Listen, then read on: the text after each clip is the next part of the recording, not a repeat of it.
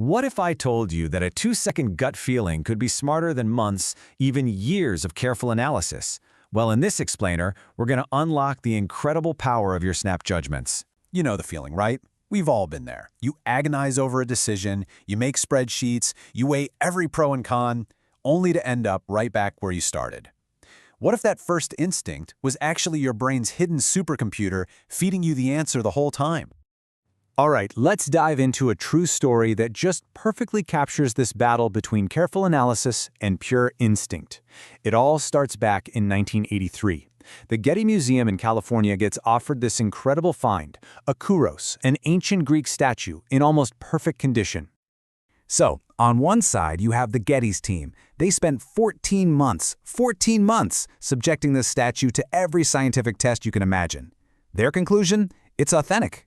On the other side, you've got some of the world's most renowned art experts who, literally within seconds of seeing it, just knew something was deeply wrong. Their conclusion? It's a fake. And you can't blame the scientists, really. Their evidence was so convincing.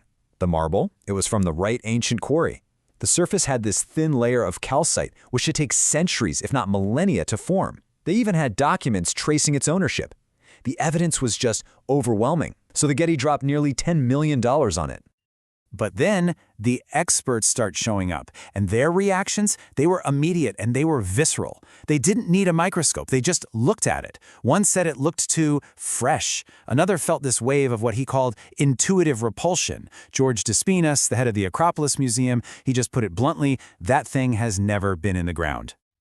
So, who was right in the end? The experts, of course, they were absolutely right. Turns out the documents were clumsy forgeries using postal codes that didn't even exist back then.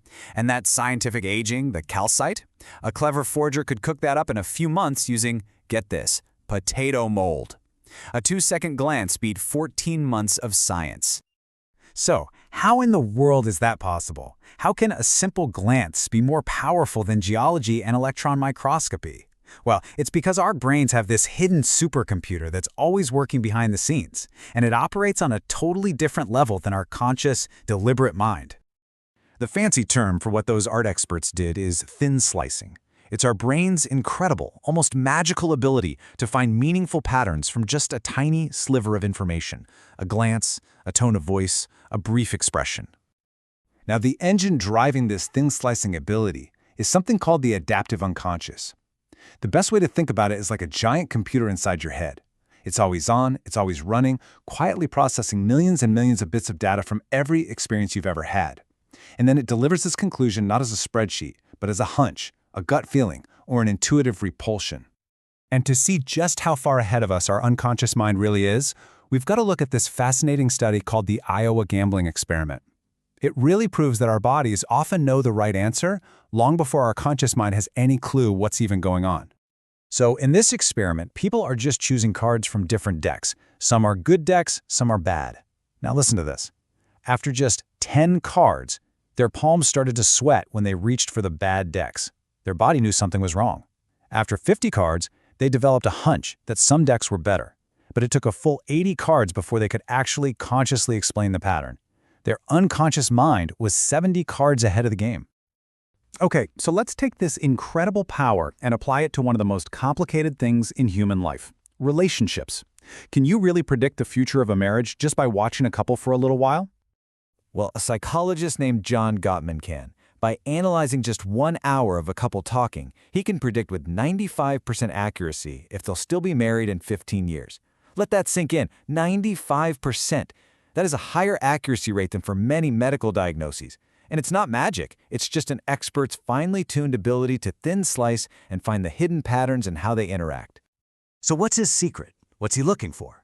He zeroes in on 4 key behaviors that he calls the 4 horsemen, which are basically giant red flags that signal a relationship is decaying.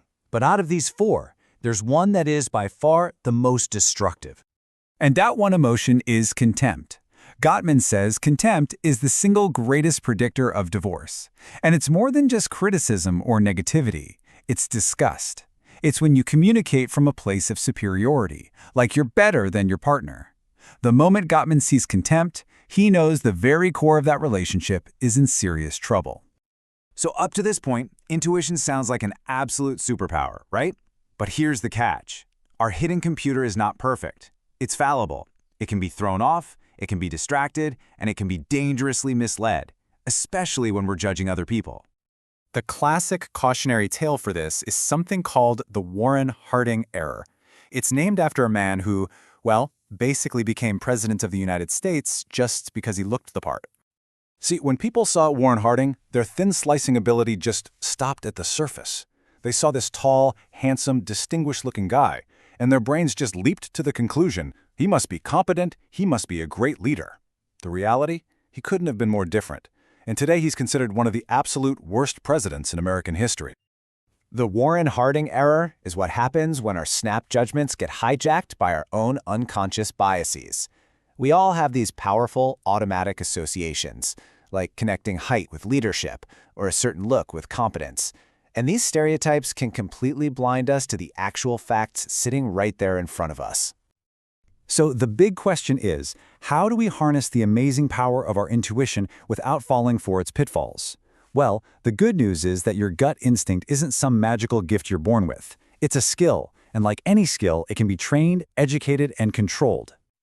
So here are the key takeaways. First, intuition loves expertise. Those art experts were reliable because they'd spent their entire lives looking at statues. Second, always be aware of the Warren-Harding error. Actively ask yourself, is my gut feeling based on real patterns, or could it just be a stereotype? And third, you got to treat it like any other skill. Practice making quick judgments, and this is crucial, get feedback. Find out if you are right or wrong. That's how you calibrate and sharpen that internal supercomputer. At the end of the day, that split-second decision maker in your mind is an unbelievably powerful tool. The goal isn't to just blindly trust it, but it's not to ignore it either. It's about understanding how it works so you know exactly when to listen to that gut feeling. If you want more insights into the hidden forces that shape your life and your decisions, make sure you subscribe to UNLTD. Thanks for tuning in.